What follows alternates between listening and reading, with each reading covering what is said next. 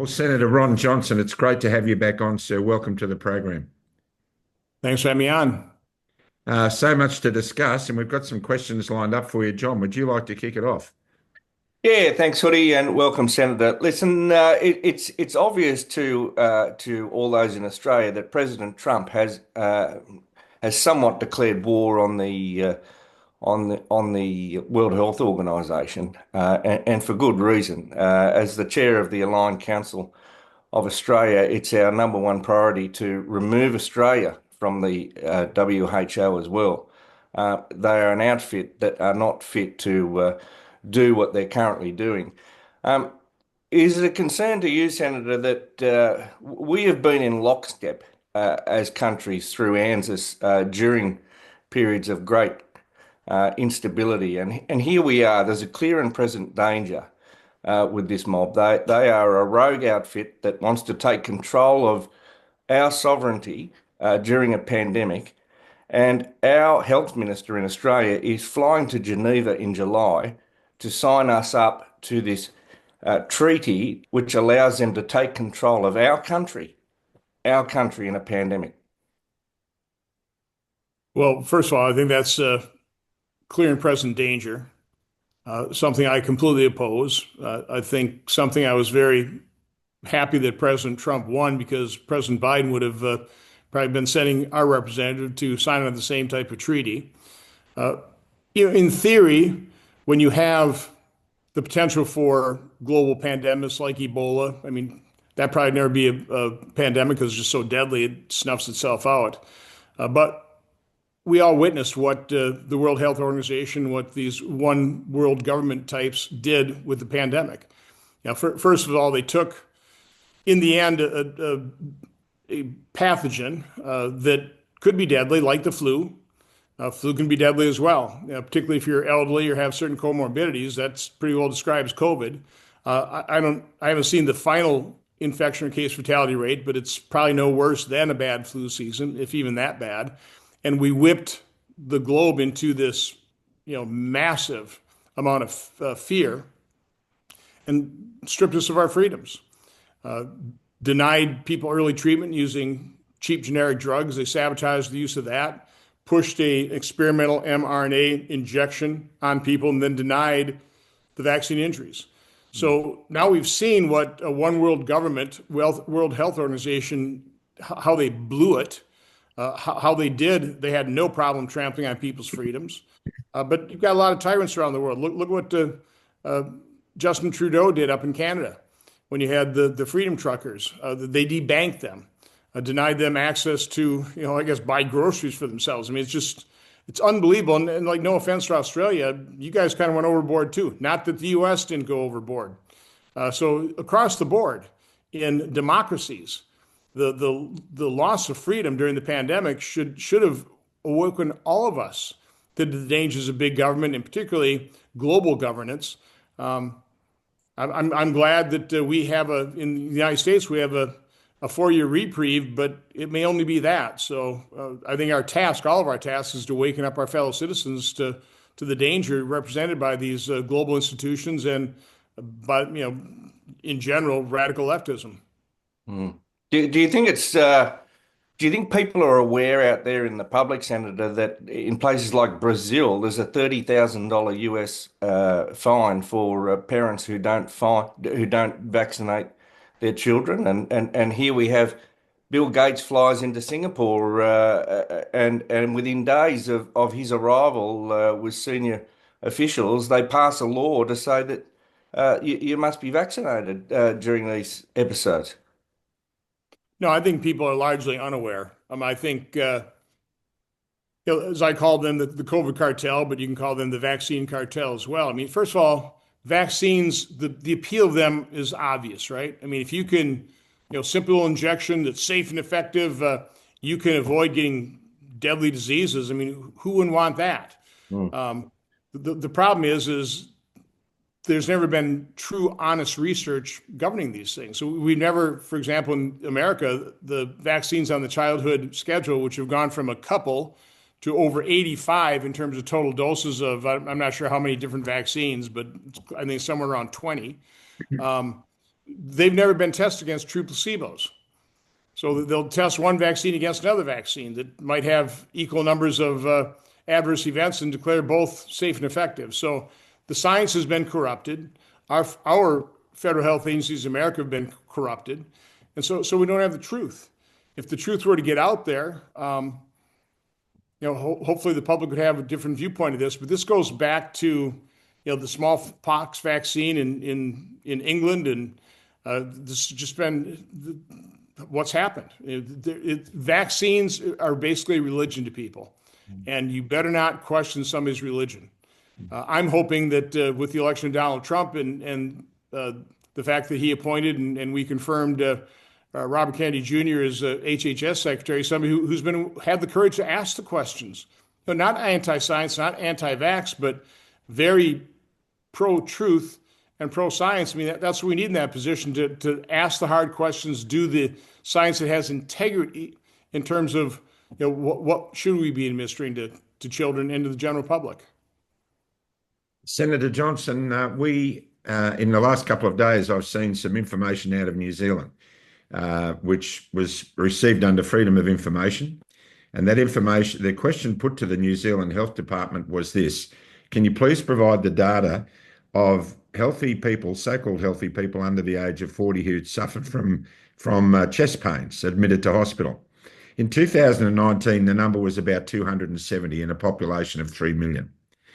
Then it progressively, each year after the mandates came in and the rollout had happened, each year it's gone up to a situation now, in New Zealand where the figure extrapolated from mid-year will be 28,000 people presenting to hospital over that short period of time. Clearly there's something gone wrong. Clearly there's an elephant in the room that no one's wanting to talk about. The position of Robert Kennedy Jr. In the Trump administration was greatly lauded, and I'm sure he's doing everything he can, but he must be getting some immense pushback. And I think there is a perception over here, at least, that President Trump seems to be not wanting to declare that mistakes were made, to the extent that mRNA is still being pushed. And we also have a situation where Anthony Fauci seems to be wandering around without any cloud over him at all as far as possible action is concerned. Are we going to see some justice around this issue in the United States under this administration? Well, I sure hope so. And again, we're seeing more and more studies of all-cause mortality higher, how ineffective the vaccines were, more and more people coming forward with the adverse events. But as I dubbed this crowd the COVID cartel, the Biden administration, the federal health agencies under Biden, the media, social media companies, our medical establishment, nobody within that COVID cartel, and that's a large group and very powerful group, they have the power to make sure that they're not proven wrong. And so we're up against pretty powerful forces here in terms of trying to get the truth out. The good news is that people are awake to the fact that maybe these mRNA boosters are not the best idea. So I don't know what it's in Australia, but in America, the uptake of further mRNA boosters is way down. So we have gotten the word out, but even the general public, people who took the vaccine, they really don't want to contemplate that maybe they did something that they should have done a little more research on, should have demanded more informed consent. Might have had something injected in their body that could have long-term consequences for them. I mean, everybody wants to just forget the pandemic and move on. And so we've got that very natural human tendency to admit you're not wrong, not worry about things, undermining the reckoning that we have to have when it comes to COVID. With all that being said, it's obvious that at some stage somebody's got to come out and say this is really bad stuff and it was pushed too hard. And for that to really happen in this administration, the president needs to come out and say, hey, I got it wrong, because he was the front man for Operation Warp Speed. And there are a lot of great things being said about President Trump, but I don't see him as a person who's willing to admit that he's wrong. Well, I can relay one experience when I was on Trump Force One with him, and I showed him my VAERS chart that probably at the time there were probably 37,000 deaths. 24% of those were occurring on day 0, 1, or 2. He looked at the chart and he looked up at me and said, Ron, even Democrats say I've saved 100 million lives with the vaccine. So I moved on. I gave him the chart that saved his life on immigration. So again, he's not immune to just denying that. And that's, again, that's what we're up against. There's no doubt about it. Now, there are plenty of people talking about the dangers. We're going to have next week, my first hearing of as this permanent subcommittee investigation, we're going to have Peter McCulloch and others testify. Those are the people that have the courage to say that these shots should end. And so there are plenty of people. The information's out there. That's why I say, the general public is pretty wary of these shots nowadays, and that's, I think, from my standpoint, a good thing. I'm not sure we need the mea culpa coming from the people responsible for the public to really be aware of this. Yeah, absolutely. Go ahead, John. Well, I think it's an excellent sign, Senator, that I mean, these appointments tell a story to me that he's absolutely serious about getting to the bottom of this nonsense. I mean, you wouldn't appoint Casey Means as the Surgeon General. I watched a speech that she gave, was about 5 or 6 minutes on her situation around health and what she believes is a complete mess. Doctors are just not being given the information. They're not being taught about the whole pathway through health and what damage all this nonsense is actually causing. It was absolutely refreshing. I mean, the fact that she's been appointed, I mean, that must be a real kick in the guts to these pharmacological companies that are just killing people. I think, she, again, I read her book, Good Energy. I think she does a marvelous job of explaining, the marvel of the human body and how, our bodies are meant to convert the energy from the sun that, we consume from plants and animals. And, how we do that efficiently really determines how healthy we're going to be, how well we can repair our bodies. So she's done a great job in that. I think her focus publicly has been more on that side of the spectrum as opposed to drugs and medicine. I think, Bobby, as HHS secretary, has been probably more focused on, toxins in the environment and certainly the potential for vaccines causing all kinds of harm in terms of chronic illness and possibly autism. So again, he's the one at the top. Give President Trump a lot of credit for laying political differences aside and focusing on an area they agreed on, which was we have to at least get to the bottom of chronic illness. I think in order to do that, you're going to be taking the same steps that will expose what the truth is going to be around the mRNA injections as well. So the first step is restore integrity to science, and that's been corrupted. I mean, you have a guy like Anthony Fauci making the grants for 40 years. We got the results that Anthony Fauci wanted, which is exactly what Eisenhower warned us about in his farewell speech in terms of public funding of basic science and research. It would be corrupted. And we've seen that. So you have to first restore integrity to science. You have to restore integrity and credibility to these federal health agencies. That means house cleaning, which we've already got with people like Janet Woodcock and Peter Marks and other people moving on. My role is going to be continuing to conduct oversight, demanding the radical transparency that Bobby Kennedy wants to provide. But that's easier said than done as well. The deep state does not give up its secrets easily.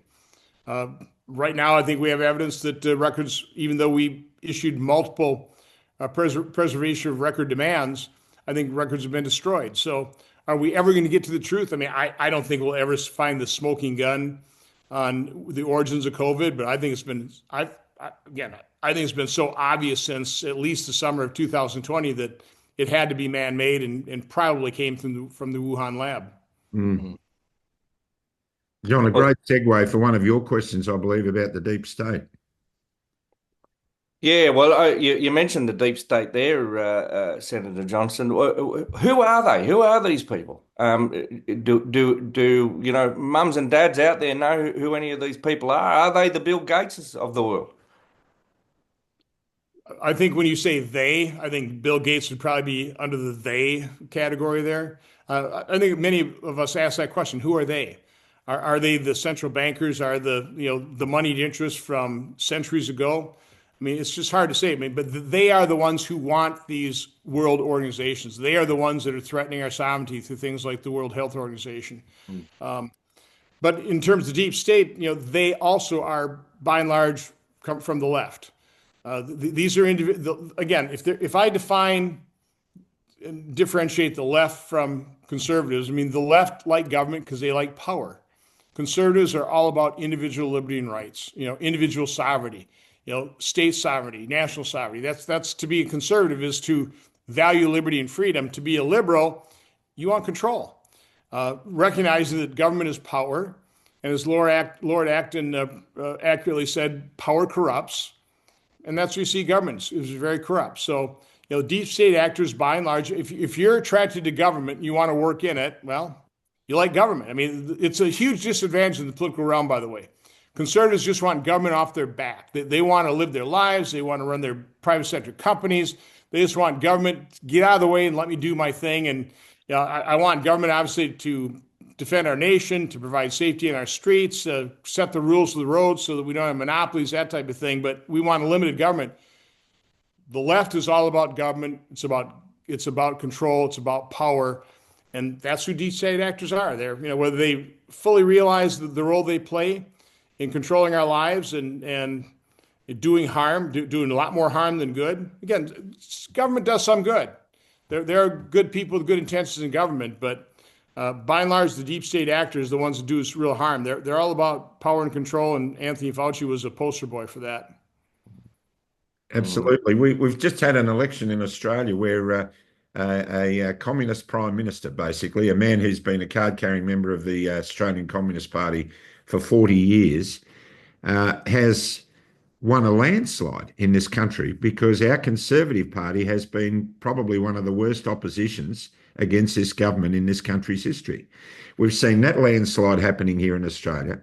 We saw what looked like it was going to be a Conservative win in Canada, absolutely trashed. And a lot of commentators, especially in this country, are putting that down to the Trump factor, that the radical shift in America is so frightening to so many people that they don't want to go through that here in their own country. They just want the status quo to remain. How do you see this trending in America at the moment? Well, Trump derangement syndrome is alive and well in America. I'm not sure it's that alive and well globally. I think the upheaval, the instability of the trade wars and the tariffs, I think probably turned maybe people in the middle away from those that they might think are supporting President Trump. So, but here in America, trust me, the Trump derangement syndrome is alive and well. We, in my own state, Wisconsin, we had a very important Supreme Court race where we could have flipped the court back to a 4-3 majority for conservatives. Instead, we got wiped out. And I think mainly because of the abortion issue, one thing, but primarily because this was a way that the left could really poke a stick in Donald Trump's eye and lead potentially redistricting and lost a couple of House seats and maybe even impeachment in the next Congress. So again, people have there's a good percentage of the American population that just have deep-seated hate for Donald Trump. Again, driven by the media and other deep state actors who realize he's a disruptive force, and the last thing they want is their cushy position in life disrupted. Yeah, I was in a conference in Phoenix, Arizona, just about a month ago with Charlie Kirk and Peter McCullough. And just being in the presence of someone like Charlie Kirk was incredible because the people around him, he just polarized so many people around this Trump derangement syndrome. I saw it personally and I was absolutely stunned by the difference. It's so polarized. I couldn't get over it. I'm still staggered by it. Well, in America, our electorate's been pretty polarized for quite some time. It just has. I mean, people talk about the great days of bipartisanship, and under Ronald Reagan, we had a few moments when he and Tip O'Neill figured out a way to try and save Social Security for a few more decades, and those types of things. And but Congress has always been a pretty collegial place. We don't fight like cats and dogs here, but when it comes to voting, it's very, very divided. And when President Trump got elected, again, I was on the same ticket in 2016 when he won. I won. I always referred to him as the political equivalent of a disruptive technology, and so he threatens a lot of otherwise very secure interests. And so the backlash against Donald Trump has been pretty tremendous, and has further polarized America. Together with, the explosion in media, where you have so many more outlets, and they by and large align themselves either right and left. The way they attract audiences to generally cater to the more extreme in both sides. So there's not much of a middle anymore, even in media. Our legacy corporate media is strongly to the left. There's very little unbiased reporting in America anymore, and if you get unbiased reporting, it's more from conservative news outlets that try and be more fair and balanced than the legacy media. I think that's a great opportunity to talk about the media. We've asked to try and get an interview with Laura Ingraham, I think her name is. She seems to be one person over there in the US that really is being very fair in relation to what's going on. Well, she's one of the Fox News nighttime hosts. I think that'd be more of an opinion show. And my guess is the people to the left would not say that she's unbiased. But again, I just think in general on conservative outlets, we're open to ideas. We don't seek to crush the opposition. We'll let them say their piece and generally engage in pretty respectful discourse. That's not what happens on the left. So again, that's from a conservative perspective, but I think it's largely true. So I think it's interesting that you'd point to Laura Ingraham, where the left would not ever admit that she was pretty fair and balanced. I would say in general, Fox News hosts are pretty fair and balanced. They're very upfront when they say this is my opinion, whereas the legacy media, it's all their opinion, and they simply won't own up to it.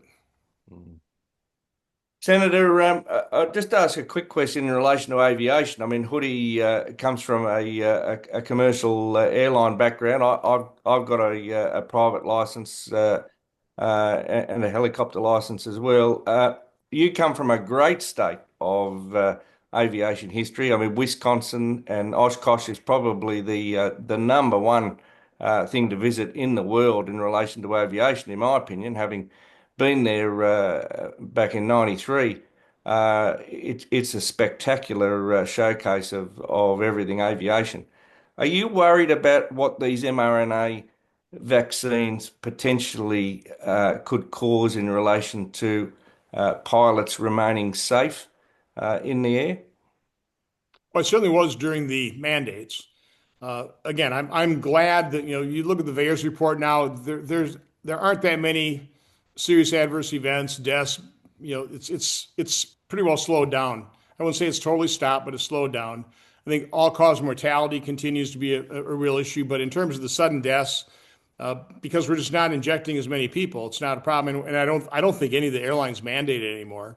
I mean, it'd be insane to be mandating all the boosters that didn't work. So I'm less concerned now, but certainly was concerned during the mandates. That's for sure. We're seeing. I'm being visited by a couple of ex-colleagues when we finish this program for breakfast here this morning. It's the early hours and the sun's just coming up. But I've seen in my own cohort a dramatic number of cases where people have. We've had 4 brain tumours, 4 deaths due to brain tumours in people very young, and it was never heard of when I was flying 52 years in aviation. You just wouldn't hear of anything like this. We never heard of anyone being incapacitated in the air. But now the reports have gone through the roof. Hopefully, as you say, this is dropping back, and it needs to, as awareness of these situations are made more and more clear. Do you think we are making headway on the alternative media side in getting awareness to people about the dangers of these continued vaccines and what's going to happen when the next pandemic comes along? I mean, that's the crystal ball question. Well, I think first of all, the public will not believe officials because they've lost credibility, they've lost integrity. On the one hand, that's good. On the other hand, it's bad. Again, in theory, it'd be nice to have a global health organization that can handle some of these global situations. But we don't have one now, and I'm not sure you can set one up with integrity. So, I mean, that's the first part of your question was. Well, the first part of the question was that it's still concerning here in Australia, the number of pilot incapacitations that are happening. And I'm being told by a lot of friends who aren't reporting that they're not well and they haven't been well, and they're just hoping that they get through this without any major event because they don't want to lose their jobs. So we're still much more draconian here in Australia than in America, as my visit proved to me that you guys have a lot more freedom over there than we do still. Well, in terms of science coming out, there are more and more people that I think are doing accurate science. I mean, people like Kevin McKiernan, they're doing the testing. They see the DNA contamination. They're getting, for example, tumor samples that have spike protein in them. Again, I think there are probably more autopsies being performed, and they're taking a more serious look. I mean, during the pandemic, I think autopsies in America were completely discouraged. So again, they just didn't want to know. It's very similar to the report we're going to issue, where the federal health agencies, Israel was contacting our federal health agencies about myocarditis, particularly in young people, and it sure sounded like they were going to follow their normal course, which would be to issue an alert on the Health Alert Network. They decided not to do that. Instead, they issued a bunch of talking points, and you heard what is safe and effective, all that type of thing. And I would guess they did that so that doctors weren't aware of the connection. They see a patient with myocarditis, and they wouldn't even be aware of the fact, well, maybe I should ask, when did you get, are you up to date in your vaccines? When did you get the last one? They weren't making the connection because they were all in state of denial. I mean, no doctor that had been pushing the injection on their patients wanted to, be made aware of the fact that they maybe gave them bad advice, and the advice they gave them might have killed somebody or provided or caused a lifelong disability. So that's what we're fighting. But again, I think there are enough people looking into this. More studies are being conducted globally, where it's getting to be pretty hard to turn a blind eye to what actually happens. So again, are we going to have a massive mea culpa by the people actually responsible? I doubt that, but I think in general there will just be knowledge of the fact that next time we ought to proceed with far greater caution. I think the US are in a better position to do that than we are here. You've had a change of the guard. Fauci's gone. I mean, he's a bloke that was in charge of. Tucker Carlson interviewed somebody, and they're essentially saying that Fauci was sewing the heads of babies onto mice, onto rats, the scalps. It's just stuff that you would see in Frankenstein movies, to be honest. I mean, it's just completely mad. You've got a complete changing of the guard in terms of the medical people. The president has signaled that you're exiting the WHO, but in Australia, I mean, here we are, we're part of ANZUS. Here we are, I come back to that. I mean, we are in real trouble here. I mean, we've got a communist government that is about to sign us up to the WHO pandemic treaties. I mean, we are in a real pickle here. And, if ever we need the US to stand up for us now, I mean, I think this is the time. We are at war. It may not be a war in normal terms, Senator, where there's gunshots, but this is a shocker. This is World War III here in Australia. Well, I'm trying to do my part, and I think our primary weapon is the truth. Yeah. And you need to uncover and you need to expose the truth. So that's why I'm dedicated to doing this. It's one of the primary reasons I ran for a third term when I really didn't want to. This place is so dysfunctional. But first of all, I couldn't turn my back on this country. And I certainly could not turn my back on the vaccine or the injection injured.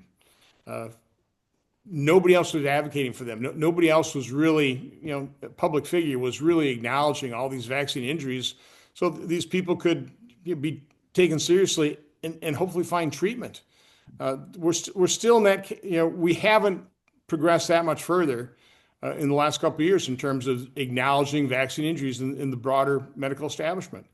And they don't want to admit they were wrong. So what they're attributing it all to is long COVID. And I guess if they investigate long COVID, probably caused by the spike protein, that those types of that type of research, those types of investigations might also help the vaccine injured. But again, it's just been a totally corrupted system. Senator, getting back to matters political, getting away from the health thing for a moment, we have a situation in Australia where we have compulsory voting. And what was really stand out in this recent election here was that compulsory voting forced a lot of people to vote who weren't the slightest bit interested in voting, who weren't the slightest bit educated on what the party policies were and how they were working. And so they were forced to vote. And normally in that situation, compulsory voting means I'll just vote for the guy who's in now. It hasn't been that bad. So we're starting to see compulsory voting in this country as a real detriment to our democracy. You guys have a system in the States where you're out there encouraging people to come out and vote because you don't have compulsory voting. How do you see the two systems? Which one do you think works well from your perspective? Well, I would only want voluntary voting. I think greatest danger to democracy is a ignorant voter. So you don't want to compel anybody to vote. Personally, I think voting should be one day, unless you have a verified, legitimate reason saying you're just not going to be there. I mean, I've got one because I'm in Washington D.C. doing my job. So I'm not opposed to absentee balloting, but I don't like the early voting. I think election day should be election day, so that people have as much information as possible up to the minute information. Obviously, if you're absentee balloting, you got to vote a little bit earlier. But no, I think we've this trend toward automatic registration, compulsory voting, things like ranked choice voting is also crazy. So I think the voting system we had, using paper ballots, that's what we use in Oshkosh, Wisconsin. We just fill in a little black dot, and you've got the backup right there. Keep this thing simple. We've made it very complex, and so we've made it easier to corrupt the system, to allow for fraudulent voting. And as you're saying, ignorant voting is not a good thing. Again, if they're just voting for the incumbent, that's one thing, or just I'm just going to vote myself more and more benefits. I mean, that's the death knell for any republic, any democracy, is when a majority of the voters realize that they can vote themselves benefits at the expense of somebody else. I mean, we're I think in most of the civilized Western democracies, the electorate has already figured that out, which is why we're in so much danger of just total economic or debt crisis. Mm. John. Senator, in Australia, there's an absolute mania, almost a psychosis from governments and bureaucracy around renewable energy.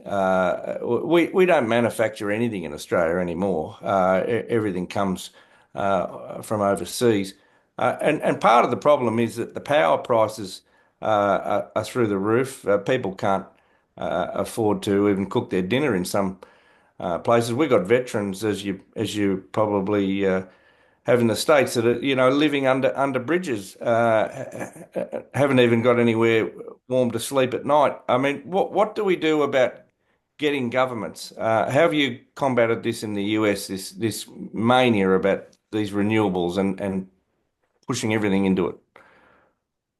Well, artificially high prices is one of the way the marketplace addresses this.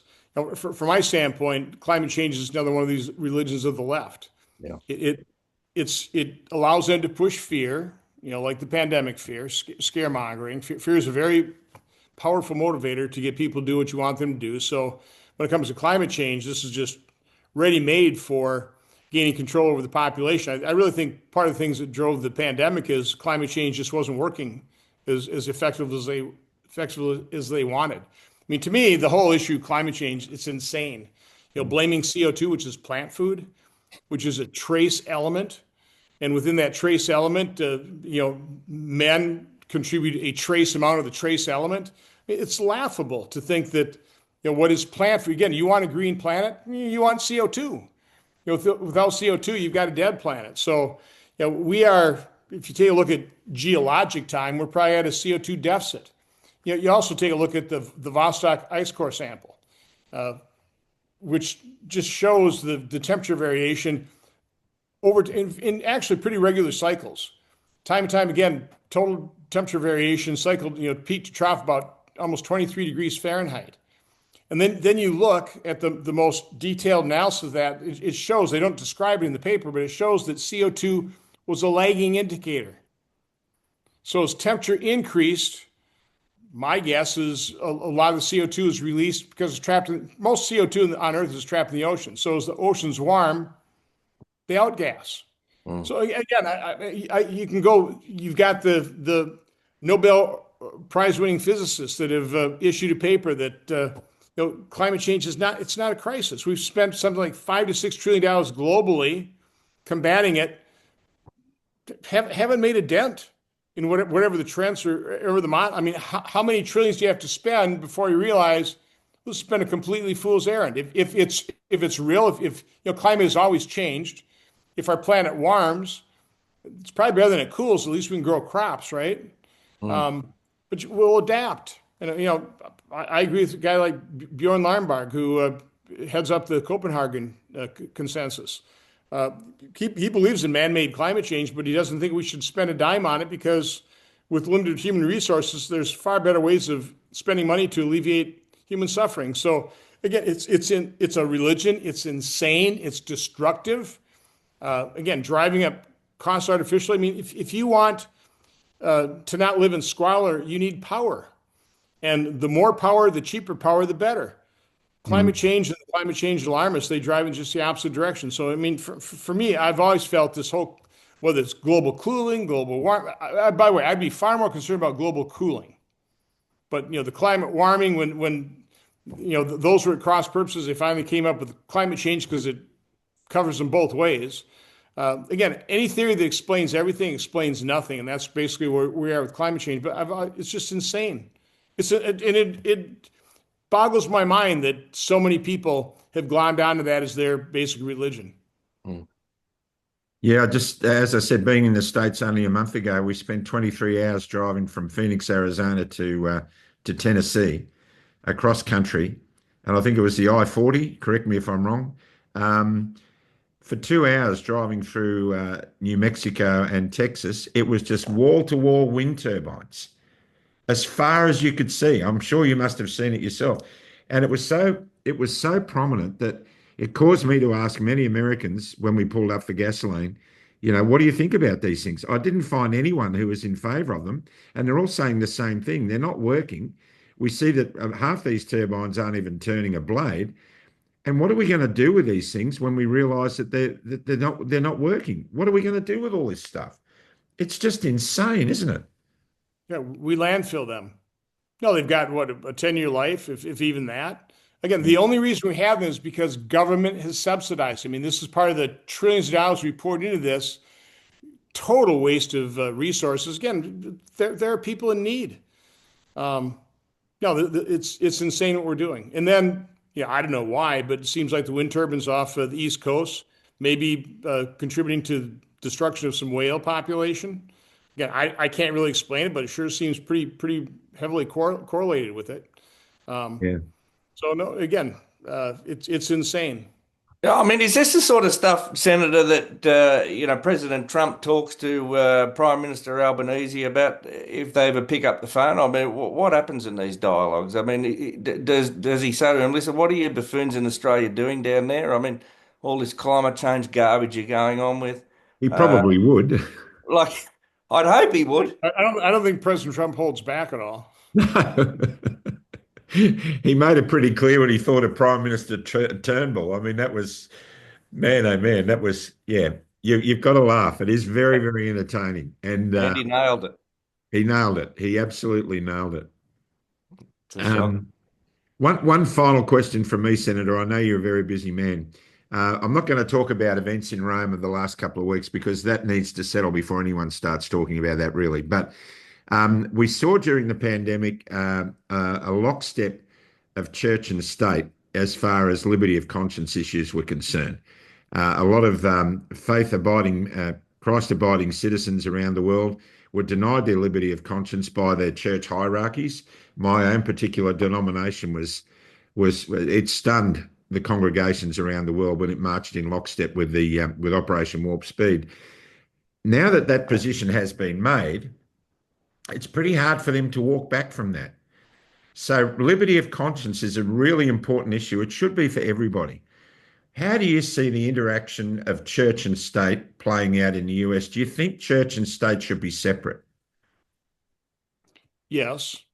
Um,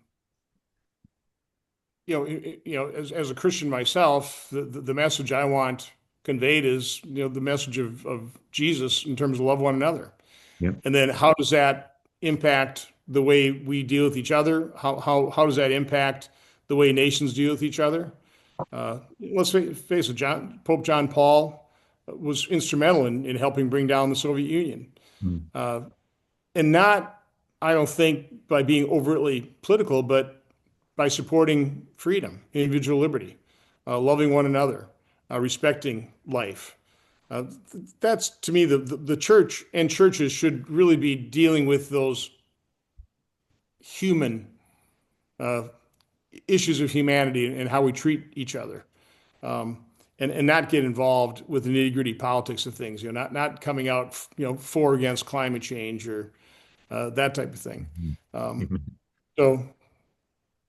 I'm into that. Well, I know in the particular denomination I'm part of, there was $23 billion a year in funding that was under threat through Medicare and Medicaid because this particular denomination operates many hospitals and healthcare facilities, universities in America, and the money became more important than the mission, and it's just staggered a lot of people. So hopefully that will prevail, and church and state can remain separate. Johnny. Yeah, look, one final question from me, Senator. I'm just wondering whether you might be able to ask President Trump whether he could organise an envoy with some very prominent people like yourself to come to Australia and talk common sense. Well, next time I see him, I'll maybe mention that. Maybe. Again, from my standpoint, I'm just hoping that we conclude the trade negotiations as quickly as possible so that we can, again, provide stability. I don't think it's a good thing when Canadians are booing the national anthem, when partly because, if not largely because of the trade wars, kind of flipped a direction, elections in the wrong direction, away from conservatism in both Canada and possibly Australia. Again, I don't know the full situation down there, but I think America's role in the world is to lead by example, by the vision of our founders, our basic principles of individual liberty and freedom, and be that beacon in the rest of the world based on those principles. Again, I think America's been very generous with our markets, and I think that's actually a good thing. We benefited in getting high quality products at a low cost. Now the cost has been to certain types of jobs, some of them pretty high paying. I could argue at the same time, in some cases, unions have bargained their way out of jobs as well. So again, it's all a very complex situation. But in America right now, we don't have enough workers. So it doesn't make a whole lot of sense to onshore high labor content products that billions of people around the world produce for America at a very good price and lifts them out of poverty. So again, I want America to be that generous country that helps people build their economies, help them recognize liberty and freedom, help them stay at peace, help solve conflicts through diplomacy, not necessarily military intervention, but maybe having that military there as deterrent. So again, I'm an American. I'm proud to be an American. I think this is the greatest country in the history of mankind. But we have allies that also are wonderful places. I'd include that. All of the parts of the British Kingdom. Certainly Australia qualifies for that as well. So we need to hang together, but we got to hang together based on those principles. Not big government, not socialist societies, but governments that are founded in liberty and freedom. Again, that's what made America great. That's what made other countries uh, as great as they are as well. It's individuals exercising that liberty, being able to dream, aspire, and build and create whatever country they've created. That's the magic formula, not big government. Yeah, we need to go back to that wonderful time in the past when it wasn't as corrupted as it is now. That's for sure. Senator, you've been a wonderful guest once again. This is your second time on our program. We hope it's not the last. As usual, we normally close with a prayer. So if you don't mind, we'll do that now. I appreciate that. Dear Lord Father in heaven, we thank you for men of integrity like Senator Ron Johnson and so many others in governments around the world who are doing their best to break the status quo of corruption and over-governing around our planet, Father God. But Lord, we as citizens have to face facts and we need to prepare ourselves properly for what is coming. And so, Lord, in that vein, we ask you please to grant us the serenity to accept the things we cannot change, the courage to change the things we can, and the wisdom to know the difference. Living one day at a time, enjoying one moment at a time, accepting hardship as a pathway to peace, and taking as Jesus did this sinful world as it is, and not as we would have it, trusting that you will make all things right if we surrender to your will, so that we may be reasonably happy in this life and supremely happy with you forever in the next. We pray in Jesus' name. Amen. Amen. God bless. Thank you so much to your staff as well. They were madly texting me while we were interviewing, and we thank you so much for them making this such a seamless process for us. And we look forward to seeing you next time on Club Grubbery. God bless you guys. Take care. Bye. Well, Johnny, that was a really frank interview. There's no doubt about Ron Johnson. He really there's a touch of the Jared Rennicks and Malcolm Roberts about him, isn't there? Yeah, I was actually thinking that towards the end. I mean, this guy's really, really, really amazing, and he's one of the stand-ups around the world, isn't he? That in government that are actually there for the people. I mean, he's just got so much common sense. I mean, he would really fit into the Jared Rennick, Malcolm Roberts mold. There's no doubt about that. He's a fair dinkum Aussie.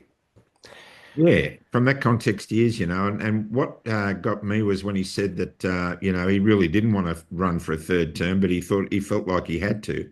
Mm, And that's a mark of, the best leaders are the ones who don't want to be. And I think the best politicians are the ones who don't want to be. But the other thing that got me was he was pretty candid about Trump, uh, mm, very candid. I mean, especially when he said he was on Trump Force One. mm, He mm, handed him the VAERS data, and I think he acknowledges Trump's ego and how that's probably going to prevent them from doing what they really want to do about this mess that we're in. mm. Yeah, it'll be an interesting state of affairs. But I honestly do feel, Hoodie, that the one thing that is of great promise is the people that they're appointing to these positions. I mean, that speaks volumes. I mean, they're just not puppets No, uh, that are there to appease people. They are doers. They are people that are really, really challenging the mindsets of people about the way things have been done and how they should be done. This Surgeon General. I mean, she's like a pocket dynamo version of Ian Brighto. Now that should be very encouraging for people around the world that somebody in that position is willing to look at medicine from another angle. absolutely, absolutely, it is, and we're going to be talking to Ian Brightope very shortly, John, because that interview that we did with Larry Palevsky, Dr. Larry Palevsky in the States the other day, where he talked about, if you're in a small town and the one supermarket in that town is selling you bad product and Mm, it's making people sick and it's costing a lot of money, da da da, and you can't do anything about it but build another supermarket. That's what we need to be. These are things we need to be talking about at the moment, and I think we're going to be focusing more and more on solutions as we go forward. There are a lot of, we didn't talk to Senator Ron Johnson about that issue because the Make America Healthy Again program, which Del Bigtree is heavily involved in, um, that is leaning towards that direction. We know there's a large cohort in New Zealand of people who are looking at not alternative medicine, but real medicine.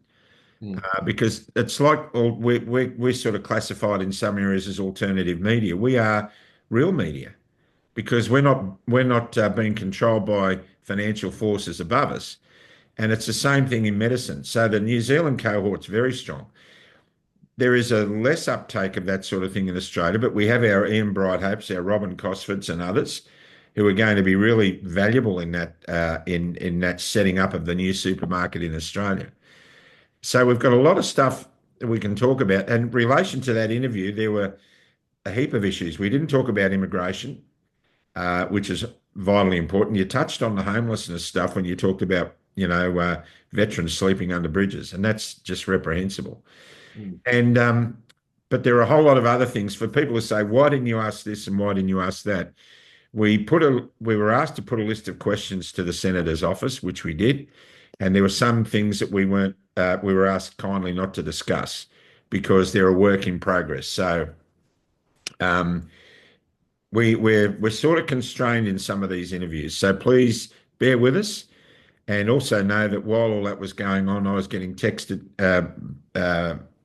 pretty rigorously from his office, making sure that we were on track with our questions and all that sort of stuff. So it was a really interesting interview, but a great man, great staff.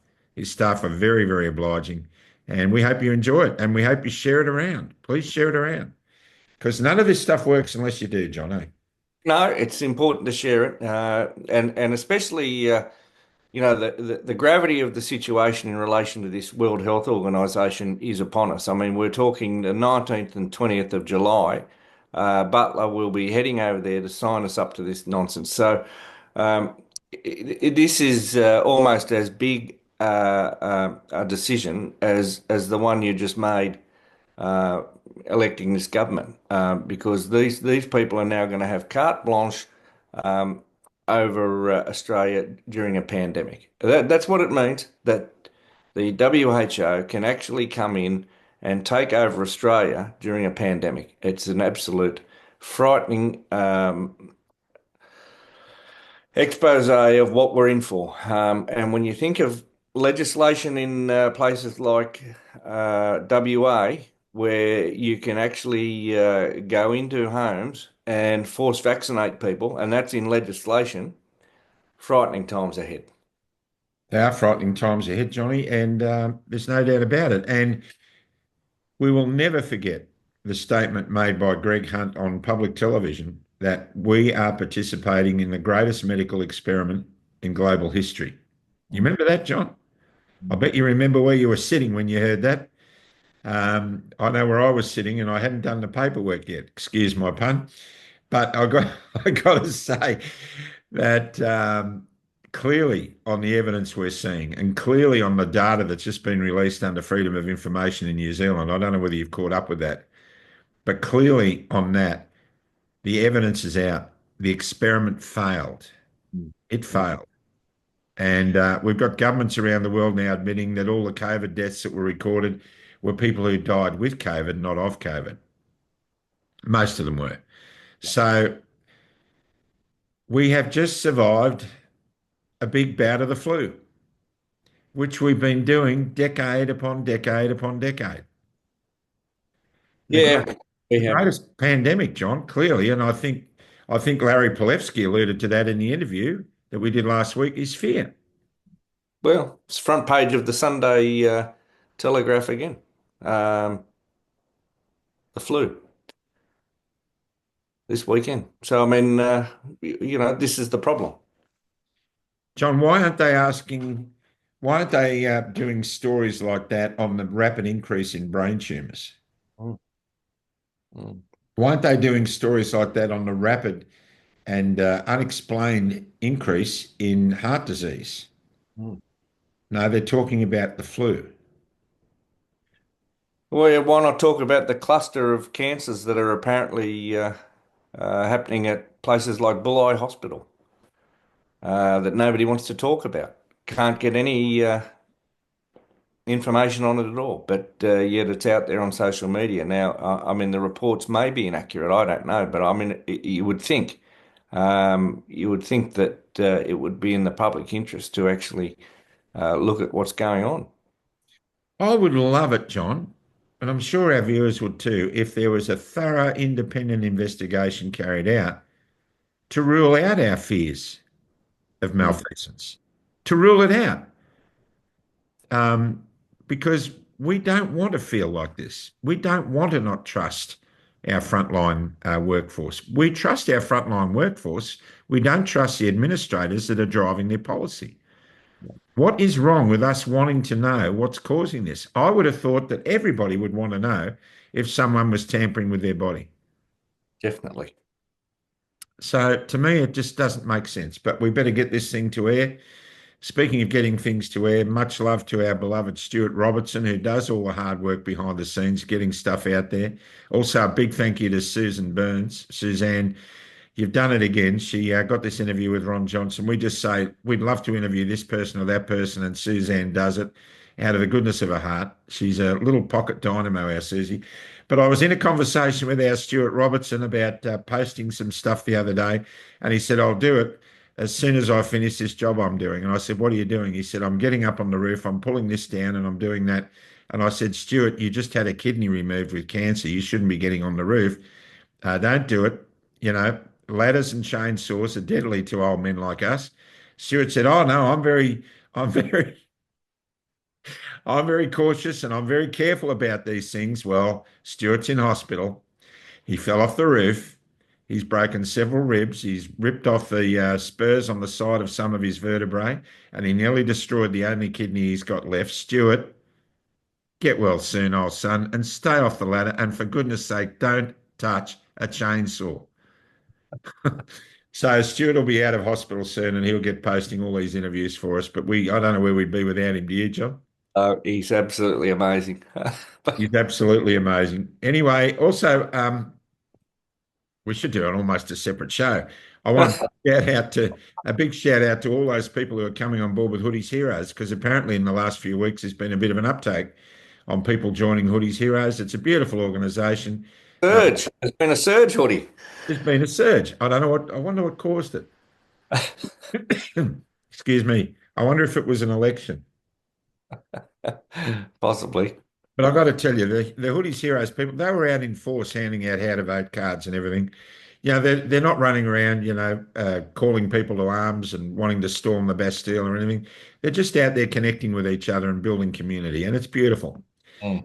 And all the Church Without Walls people who follow that work that I do with Church Without Walls with Michelle and our Recovery Road program, that's back on air again now. We've had a bit of hiatus because of the travelling we were doing, but thanks for watching and getting on board with that at churchwithoutwalls.com.au. Johnny, you've often been heard to say You just couldn't make this stuff up. you just couldn't make this stuff up. Interesting times going on. An American Pope at the last minute. A lot of unexpected things happening around the world. Stay tuned and stay close to Jesus. That's my advice. It does me a lot of good. I feel good for being in that position. I'm sure a lot of you are too. So God bless you all. Stay out of the trees. It's a great country because you live in it. And we'll be back with our next interview, which we're going to be recording in a couple of hours, John, is Dr. Wayne Road. Right. Wayne Road, who has written a book called The Vaccine Court. Anyhow, we'll be talking to him very, very soon from the USA, and also Jackie Dundee talking about matters relating to a couple of elderly doctors who are doing more fighting in the High Court than you can poke a stick at in Dr. Beverly Peers and her sister. So talking to Jackie Dundee as well. God bless you all, and we'll see you next time on Club Grubbery. Bye for now.